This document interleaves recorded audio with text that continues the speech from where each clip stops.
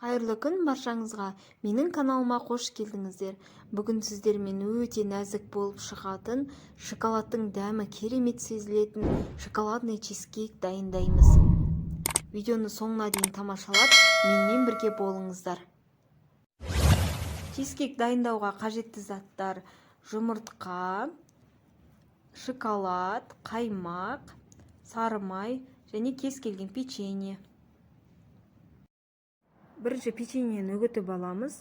Оқтаумен немесе блендермен үгітуге болады. Мен оқтаумен үгітіп алдым. Алдын ала сары майымызды ертіп аламыз. Ертілген сары майымызды үгітілген печеньеға құйып араластырамыз. Бұл чизкейгіміздің основасы ретінде астына жабыстырылатын болады. Яғни тестосы десе де болады. Формамызға пергамент төсеп, үстінен печенье мен сары май араласқан қоспамызды саламыз. Және тығыздап жабыстыратын боламыз. Бұл печенье мен сары май ғана болғандықтан үгілгіш болады. Сол себепті қаттырақ басып жабыстыру қажет формаға. Әсіресе шеттерін нығыздап жабыстырып жібереміз. Достар, менің қазақ тілі каналымды қолдап, лүпіл басып, пікір қалдырып, маған тіркелуді ұмытпаңыздар. Апта сайын арнамда үй жағдайында өте тез дайындалатын қолжетімді рецепттер шығып отырады.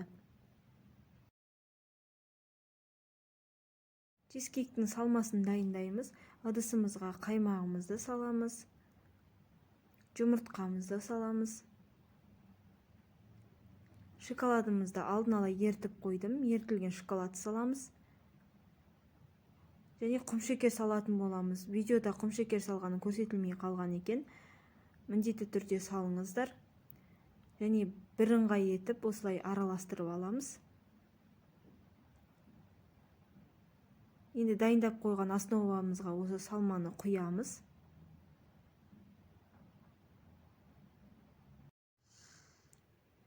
Салмамызды толықтай құйып алғаннан кейін бетін тегістеп жібереміз. Және пешімізді алдын ала қыздырып қоямыз. 170 градуста 30 минуттай пісіріп аламыз. Мінекей біздің мега шоколадный, өте дәмді, тез дайындалатын шоколадный чизкейгіміз дайын болды. Чизкейкті бірден кесуге болмайды. Тоңазытқышта 1-2 сағат суытып алып, бірақ кесіңіздер.